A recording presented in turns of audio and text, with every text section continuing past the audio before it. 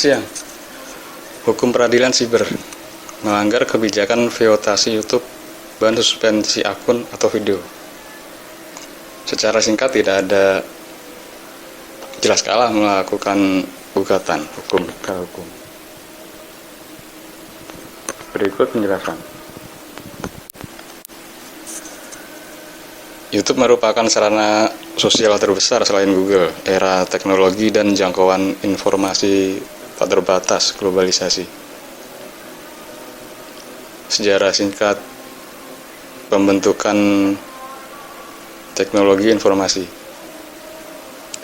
Perang Dingin Amerika menciptakan berbagai mesin canggih, pesawat tanpa awak, MiG, atom atau hidrogen, dengan CIA-nya.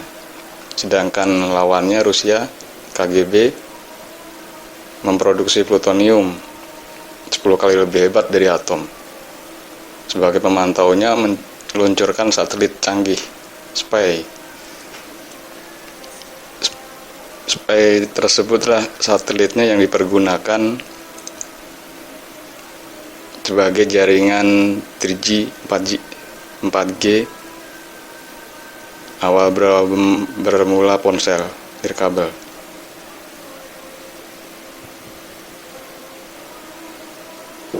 Sekarang hukum cakupan internet.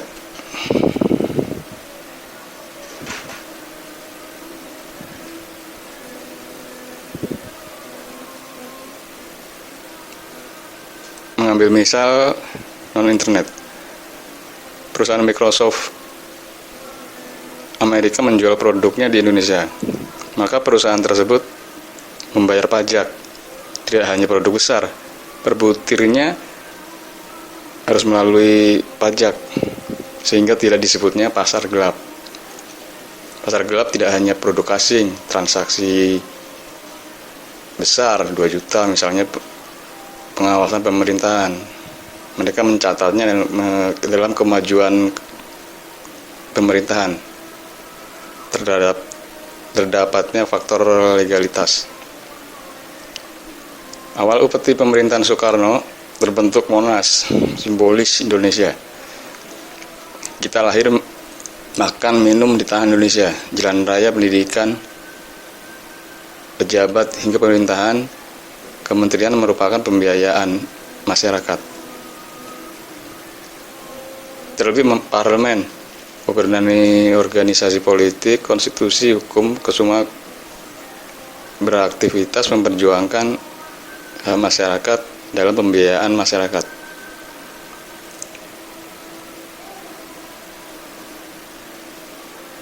Hukum cakupan internetnya memang tidak ada. Melakukan gugatan jelas kalah.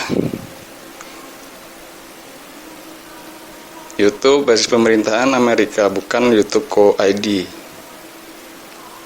ESP kesukaran melakukan penyaringan, memilah banyaknya penyedia ESP, sehingga pemegang kendali pemilik saham atau perusahaan YouTube tersebut. Tinggal registrasi nasabah atau klien YouTube, sehingga kita sebagai keanggotaan YouTube, bukan pihak kedua. Berbagai aturan terserah pihak YouTube. Kita tidak terkena sanksi pidana hukum terkecuali moral atau mempostingan tertentu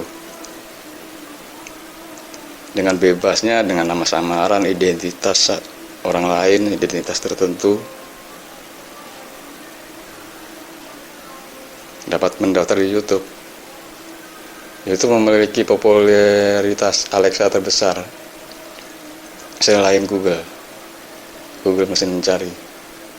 Dalam 1 detiknya ratusan manusia pengguna YouTube,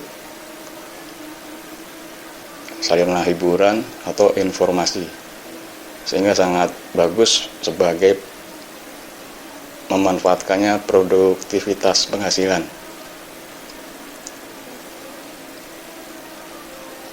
Mengambil misal berpenghasilan 10 juta per bulan, secara tiba-tiba akunnya disuspend blacklist, ban via YouTube.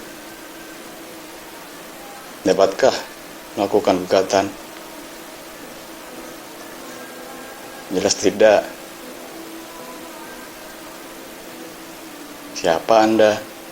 Saya tidak dapat baca tulis, terlebih bahasa Inggris. Entah aturan tersebut, saya tidak membacanya. Entah siapa mendaftarkan dengan nama identitas saya. Tidak terdapatnya pembuktian secara hukum sah. Bisa juga begitu ya, sehingga tidak sah, atau lainnya jenisnya. Sehingga kami hanya merekomendasikan bagi yang berpenghasilan YouTube dengan membuat website resmi nama anda.com atau nama perusahaan.com. Pergunakan jasa layanan hosting SPIA memiliki badan hukum atau setidaknya beralamat sehingga bertanggung jawab. Promosikan akun YouTube ke dalam website atau memiliki lebih dari satu YouTube dan promosikan ke dalam website tersebut. Sekiranya cukup jelas, tidak ada tanpa so jelas sekali melakukan gugatan sekiranya bermasalah dengan YouTube atau akun lain. Lain kali kita melanjutkan dengan koruptor, pemahaman khalayak umum. Agak bingung sekiranya kurang paham pemikiran kalian.